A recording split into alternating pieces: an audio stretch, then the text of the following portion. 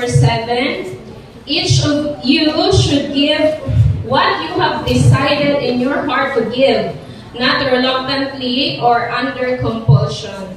For God loves a cheerful giver. Again, for God loves a cheerful giver. So kaninga verse, nag-remind ka nato that giving is not about pressure. No? Walay na-pressure ka nato. No? And also, dili po siya obligation. But it is about sa ato ang kasing-kasing. Kay ingon kampo sa Lord, God loves a cheerful giver. And God is not after sa amount na atong ginahatag. But after si Lord sa attitude na naa sa imuha while naghatag ka, no? So, when we give reluctantly, it means na ga-hold back ta kay because kana bang unsure ta kung mag-provide pa ba si Lord, no? Wala siya reluctantly. But pag mayon po kag under compulsion, meaning naghatag ka out of guilt or naghatag lang ka because others are expecting na muhatag ka. So, mga na siya ang under compulsion. Kung baga, ni-follow lang ka pero not out of your heart. But when we give cheerfully, it means that we trust God completely and we see our offering as worship. No? Ang paghatag dahil nato sa atong mga tithes and offering is our worship before the Lord. So a cheerful giver understand that everything we have, no, kung sa man ang nasa ato akaron, kung giyon sa man ta pag-sustain sa Ginoo, giyon sa man pag-provide sa Ginoo ang tanan kanato, it comes from the Lord, no? Kanang na-acknowledge nato nga dili na siya ato. And giving back to Him is not losing, no? Wala tan, kumbaga dili ta gansing, no, sa dihang mohatag ta dira sa Ginoo. Giving back to the Lord is just returning a portion. Kumbaga gibalik lang nato. Kay dili man ato gibalik lang nato sa Lord ang para sa iya. So gibalik nato sa Lord kung unsang iya ang gi-entrust nato sa ato.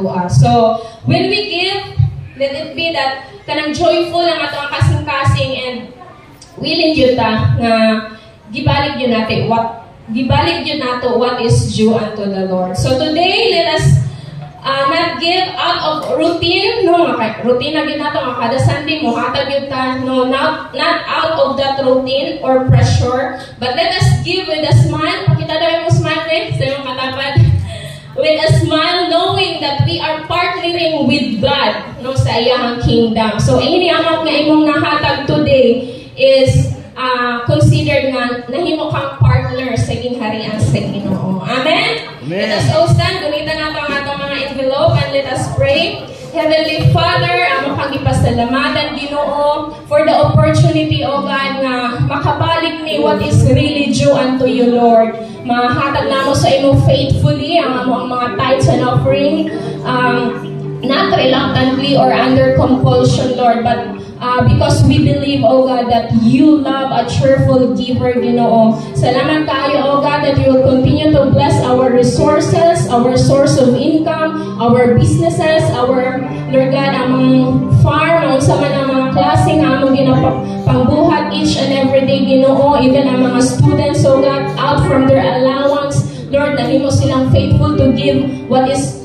due unto you. Salamat, Lord, nga padayon nimo i-bless ang kada usa kanamo. Continue ka nga Lord God, mag-bless sa amo ang mga work of our hands, Lord. And salamat, Ginoo, that breakthrough financially is coming, O God, sa matag usa, Ginoo. And today, O God, the money nga mag-gather will be used, Lord, for the expansion of your kingdom. We honor you, we bless you in Jesus' name. Amen. Amen.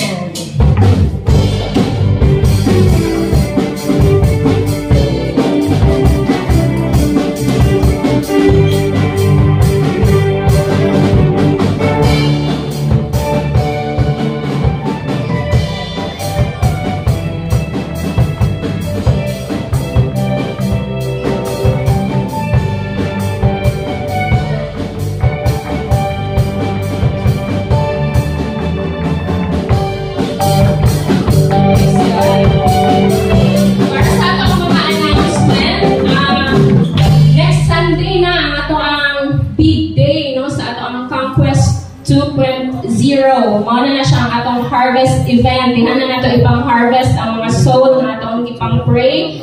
And we encourage everyone na karon nga week mag-connect gyud ta sa ilaha, and katong giningon ni Pastora, mag-give ta og something just to touch their felt need, no? Kana makita gyud natong ilang mga needs, and we praying this Sunday madala nato sila there is a church, no? So naatay anniversary t-shirt na 250 pesos ni siya mga igsuon, and available ang mga sizes para sa kids. So akong gi-encourage nga pang-apila na to atong mga kids kay natay quota nga 50 ka buok sa JL Valencia alone. So apila na to atong mga kids.